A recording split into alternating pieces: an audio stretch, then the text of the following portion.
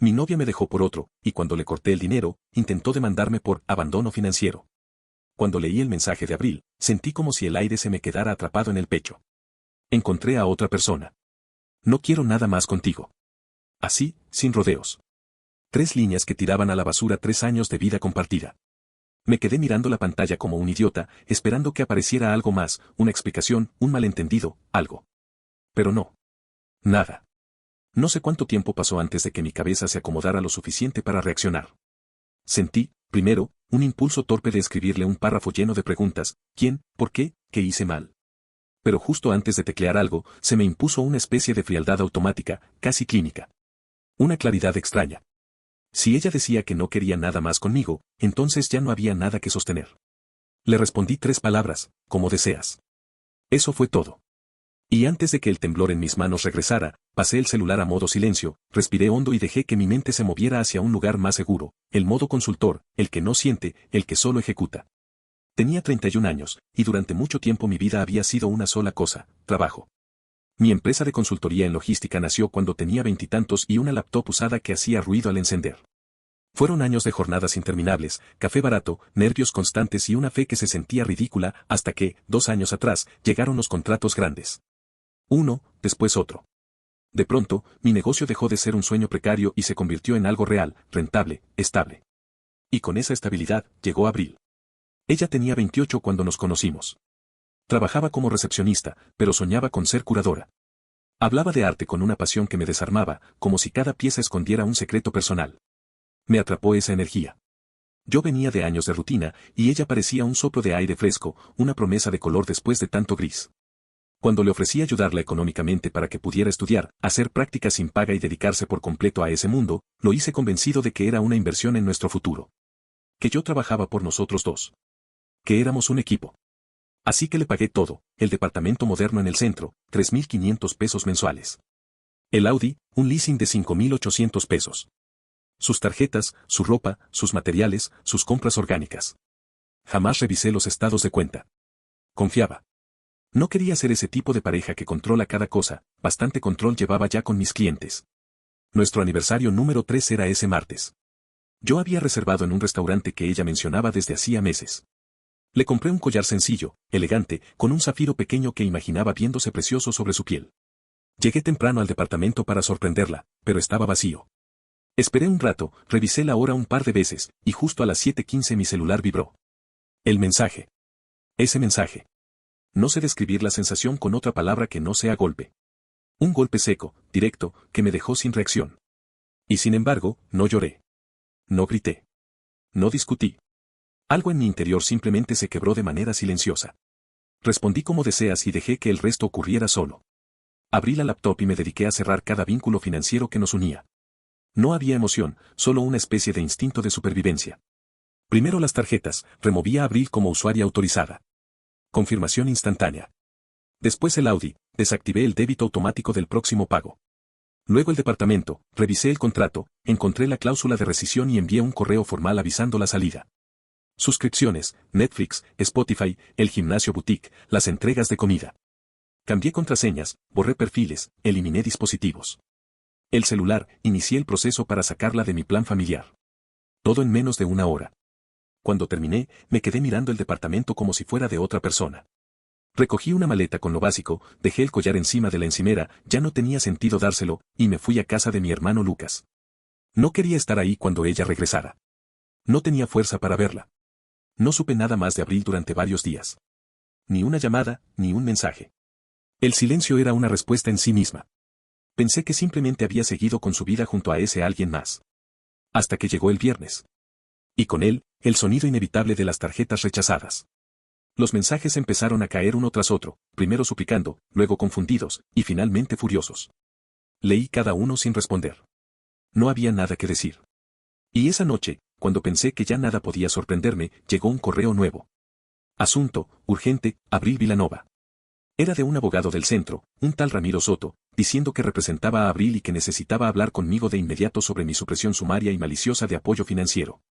Supresión maliciosa. Como si poner fin a una relación, que ella misma terminó, fuera un crimen.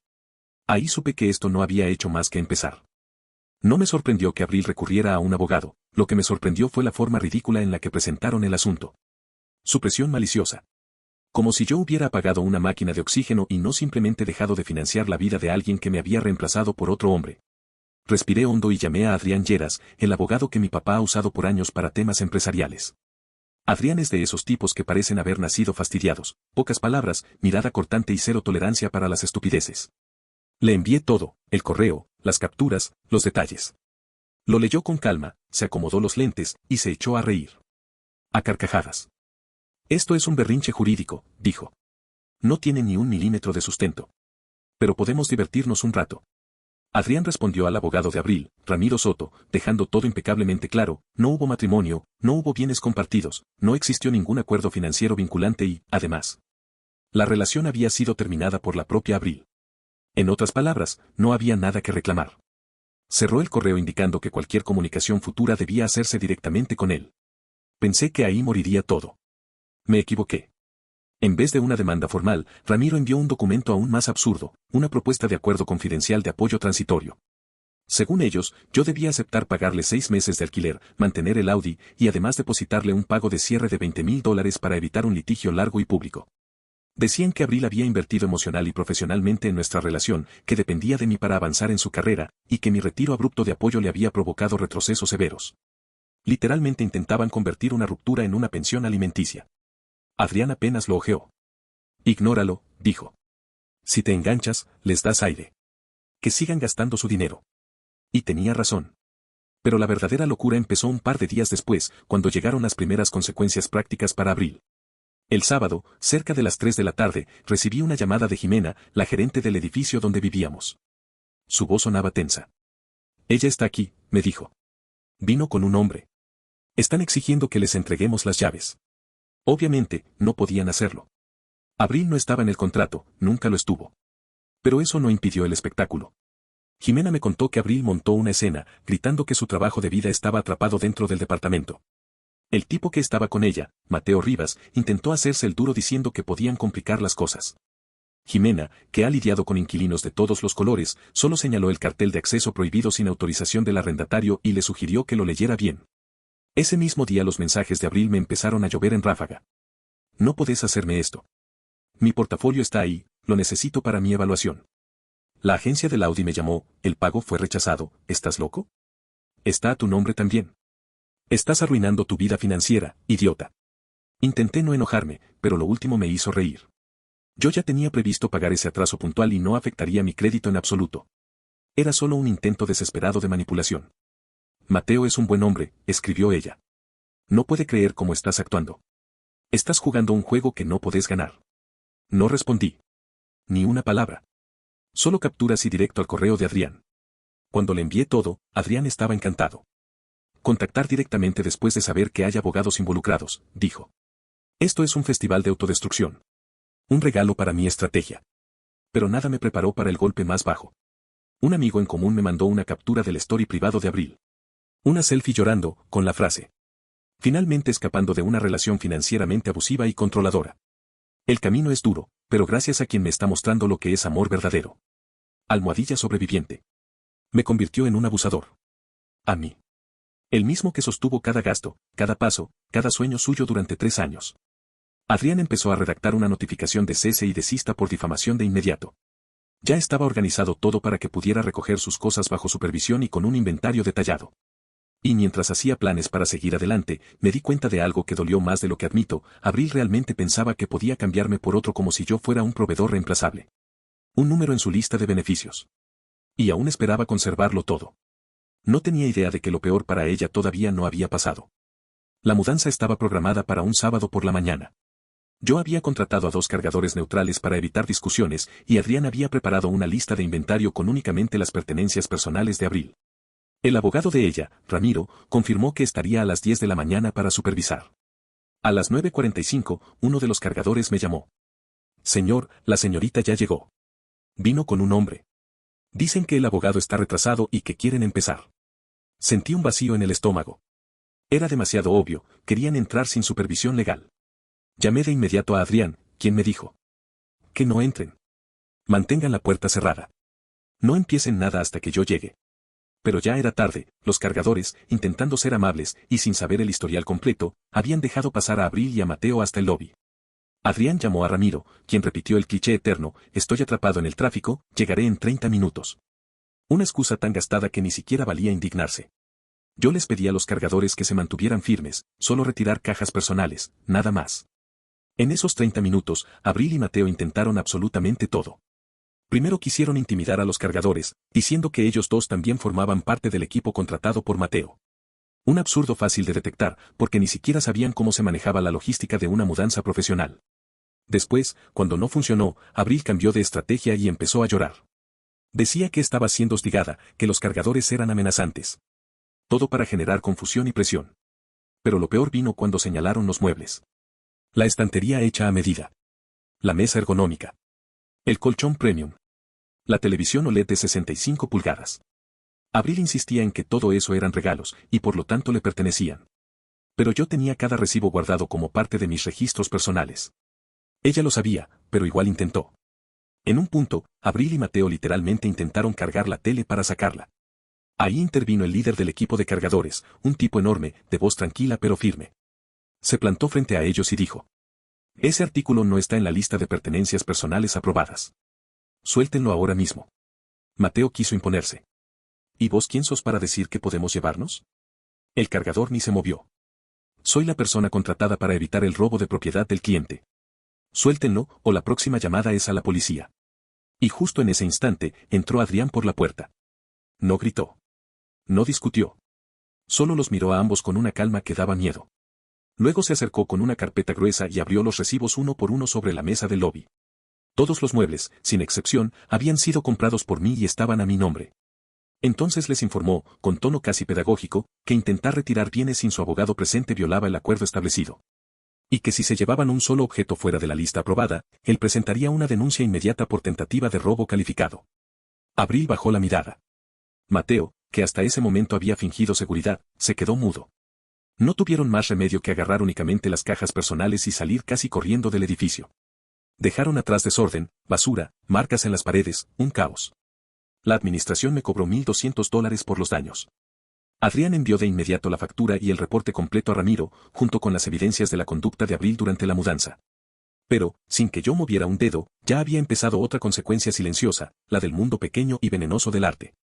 Recordé el story donde Abril me retrataba como un abusador financiero.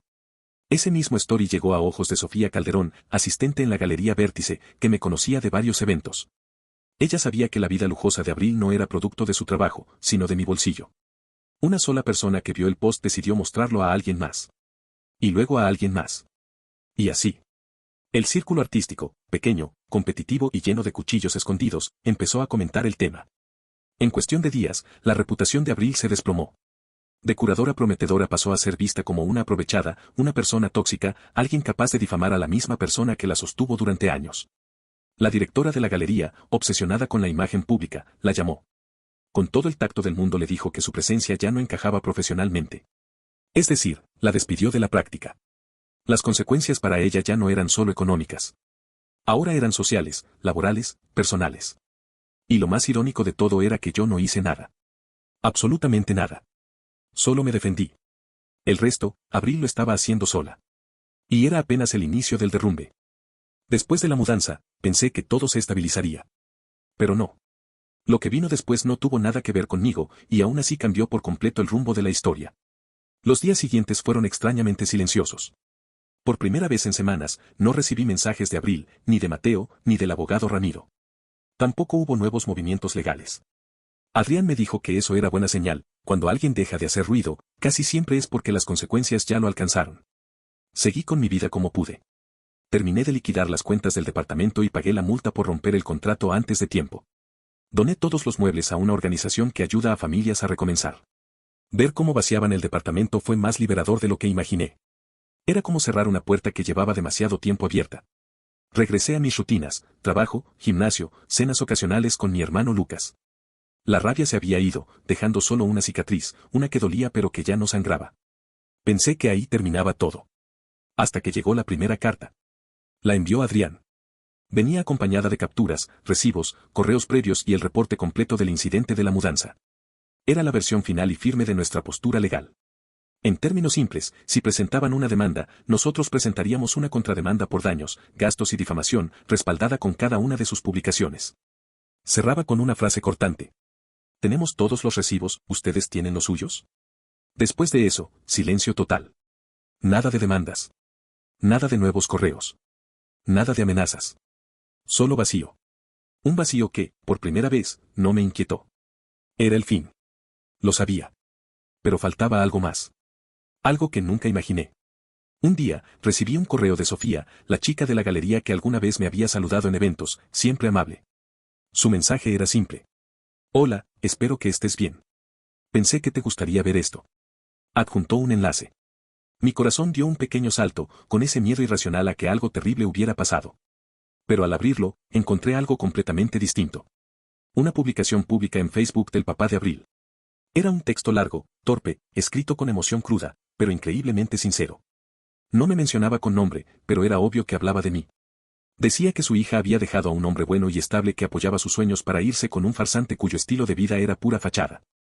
Explicaba que Abril había intentado mantener el nivel de vida que yo le daba, pero que el peso económico cayó sobre Mateo, y lo destruyó. Porque Mateo no era ningún promotor exitoso. Era un simple agente inmobiliario por comisión, endeudado hasta el cuello, sobreviviendo de ventas irregulares. Contó cómo los escándalos, los rumores y la forma en que Abril salió de la galería habían llegado a oídos de los colegas de Mateo. Y en un ámbito donde la reputación lo es todo, eso fue veneno puro. Las ventas de Mateo se desplomaron. Las discusiones se volvieron constantes. La presión financiera explotó. El final de la relación fue un desastre. Según el Post, Abril terminó regresando a la casa de sus padres. Sin dinero. Sin práctica. Sin carro, el Audi fue embargado. Sin amigos reales. Y con una montaña de deudas. Su sueño de ser curadora de arte murió en el mismo momento en que decidió difamarme públicamente. Su papá cerró la publicación con una frase que me atravesó. Ella tenía una escalera hacia sus sueños y eligió saltar para abrazar una serpiente. No había rencor en ese texto. Había tristeza. Había un padre viendo a su hija estrellarse contra las consecuencias que se negó a prever. Y había verdad. Me quedé mirando la pantalla un largo rato. No sentí alegría. Tampoco venganza. Solo una calma extraña, como si por fin se hubiera restaurado un orden natural. Respondí a Sofía, la agradecí y tuvimos una conversación corta, amable. Fue agradable hablar con alguien que aún formaba parte de ese mundo de arte donde había conocido a tantas personas, incluyendo a Abril. Me recordó que no todos eran depredadores, que no todo era caos. De algún modo, ese mensaje de Sofía cerró un ciclo. Por primera vez, sentí que podía soltar lo que quedaba. Mi vida volvió a ser mía. No supe más de Abril ni de Mateo. No busqué, no pregunté. Y, por primera vez desde el mensaje que inició todo, sentí paz de verdad. No porque hubiera ganado. Sino porque ya no cargaba nada que no era mío. Con el tiempo, las cosas se aquietaron. No recibí más cartas, ni llamadas, ni intentos de reconciliación disfrazados de amenazas legales. Todo quedó en silencio, un silencio que al principio me resultó extraño, casi inquietante, pero que poco a poco empezó a sentirse como un alivio. Terminé de cerrar todo lo que tenía pendiente con el antiguo departamento, las últimas facturas de luz y agua, la multa del contrato, los trámites finales. Donar los muebles había sido un cierre simbólico, pero ver el departamento completamente vacío, sin cuadros, sin muebles, sin rastro de lo que alguna vez compartimos, fue lo que realmente me soltó algo dentro. Por primera vez desde que todo comenzó, sentí que respiraba sin peso. Mi rutina volvió a tener un orden simple: trabajar, entrenar, comer con Lucas de vez en cuando. No buscaba distraerme, solo quería recuperar mi vida tal como era antes de que todo se volviera un torbellino. La rabia que alguna vez tuve ya no estaba. Lo que quedaba era una lección grabada, una que dolía pero me había cambiado para bien. El verdadero cierre, sin embargo, llegó por dos caminos. El legal y el emocional. El legal fue contundente. Luego de enviar la factura por los daños y el reporte del incidente durante la mudanza, el abogado de Abril, Ramiro, respondió con una última carta cargada de indignación. Adrián ni se molestó en tomársela personal. Contestó con un mensaje frío, directo, casi quirúrgico. Si intentaban demandar, nosotros presentaríamos una contrademanda por todos los daños, gastos legales y un proceso adicional por difamación, respaldado con cada una de sus publicaciones en redes sociales. Cerró su correo con una sola frase. ¿Tenemos todos los recibos, ustedes tienen los suyos? Después de eso, silencio. Un silencio definitivo. Sabían que no tenían nada. El segundo cierre, el emocional, fue la publicación del papá de Abril, la misma que Sofía me envió. Esa publicación me había dejado pensando durante días. Había dolor ahí, pero también una verdad que solo se acepta cuando uno ya no tiene cómo huir de sí mismo. Me quedé con esa frase final por mucho tiempo. Ella tenía una escalera hacia sus sueños y decidió saltar para abrazar una serpiente. No porque fuera poética o cruel, sino porque explicaba todo sin adornos. Las consecuencias no habían sido un castigo, habían sido simplemente eso, consecuencias. No hubo venganza. No hubo revancha. No hubo justicia divina. Solo gravedad. Y, al final, esa gravedad acomodó todo en su sitio. Después de responderle a Sofía y tener un intercambio amable, me di cuenta de algo curioso, hablar con alguien que había visto de cerca la caída profesional de Abril, pero sin ningún morbo. Me ayudó a entender que no todos en ese círculo eran como ella. Que había gente buena, con integridad. Que mi error no fue confiar, sino confiar demasiado rápido. Con el tiempo, el ruido se disolvió por completo. No volví a saber de Abril ni de Mateo. No sé si siguen juntos, si trabajan, si lograron estabilizarse o si cayeron más. La verdad es que ya no me importa. No desde la indiferencia amarga, sino desde la tranquilidad madura que aparece cuando uno entiende que su vida no necesita girar alrededor del caos de otros. Hoy mi vida es mía. Estoy concentrado en mi empresa, en mis proyectos, en mis límites y en las personas que realmente suman. Aprendí que uno puede apoyar los sueños de alguien sin convertirse en el suelo que esa persona pisa cuando quiere escalar más rápido. Aprendí que la generosidad sin límites se convierte en un arma contra uno mismo. Y, sobre todo, aprendí que no se trata de no confiar, sino de confiar con criterio. Nunca supe más de Abril. Nunca busqué saber. Y, al final, como escribió su propio padre, todo terminó exactamente como tenía que terminar. No fue justicia. Solo fue la gravedad. Haciendo su trabajo. No olvides dejar tu opinión en los comentarios, dejar tu like y compartir este video.